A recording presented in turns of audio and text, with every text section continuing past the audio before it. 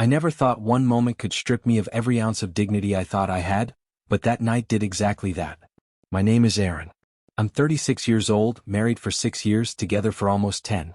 And until recently, I believed I was a good husband. Not perfect, but loyal, present. The kind of man who showed up even when he was tired, even when life felt heavy. Apparently that wasn't enough. The party was at my wife Emily's friend's house. One of those polished suburban homes where everyone pretends their life is flawless. String lights in the backyard, music just loud enough to feel social, drinks flowing freely. Emily was excited to go. She always was when it came to her friends. I wasn't, but I went anyway. I usually did.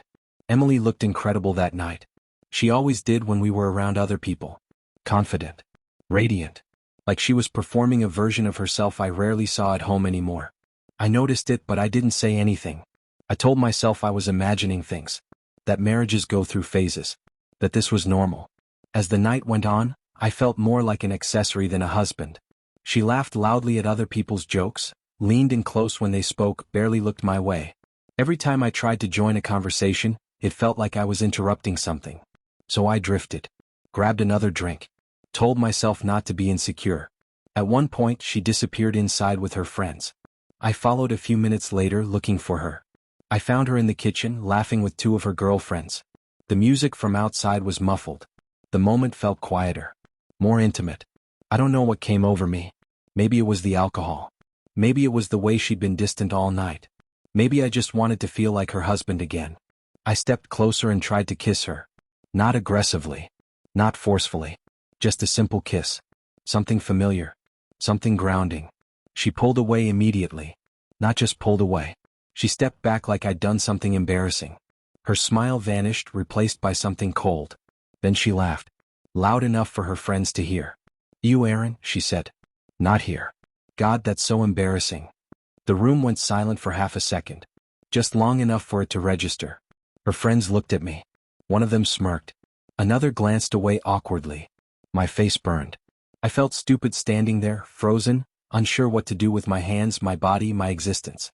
"I'm not in the mood for that," Emily added, shaking her head. "You're acting desperate." Desperate. That word hit harder than the rejection itself. I muttered something like, "sorry," and stepped back. I don't even remember what I said. I just remember the feeling. Like I had shrunk. Like I had suddenly become smaller than everyone else in that room. I went back outside and sat alone. The party noise faded into background static. I replayed the moment over and over in my head, wondering how I'd misread it so badly. We were married. I wasn't some random guy hitting on her at a bar. I was her husband.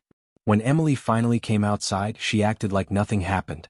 Sat down with her drink. Started chatting with people again. She didn't look at me once. Not an apology. Not even acknowledgement. On the drive home, I tried to bring it up. I told her that what she did hurt. That it embarrassed me. She sighed dramatically, like I was inconveniencing her. "Oh my God, Aaron, relax," she said. "You're so sensitive. It was just a joke. You picked the worst time. Don't make a big deal out of nothing." Nothing. I didn't argue. I didn't raise my voice. I just went quiet. Somewhere between the party and our driveway, something in me shut down. Not in a dramatic way. More like a switch flipping silently. The next morning she acted normal. Cheerful even. Like the night before had never happened. I watched her move around the kitchen, humming to herself, and I realized something unsettling. She didn't see what she did as wrong. To her, my embarrassment was insignificant. Disposable. That's when it hit me. This wasn't about one kiss. Or one party. Or one comment. This was a pattern I'd been ignoring for years. The eye rolls. The dismissive tone. The way she spoke to me differently in front of others. The way my presence seemed to inconvenience her unless she needed something. I had spent years telling myself this was normal. That marriage required patience. That love meant enduring discomfort.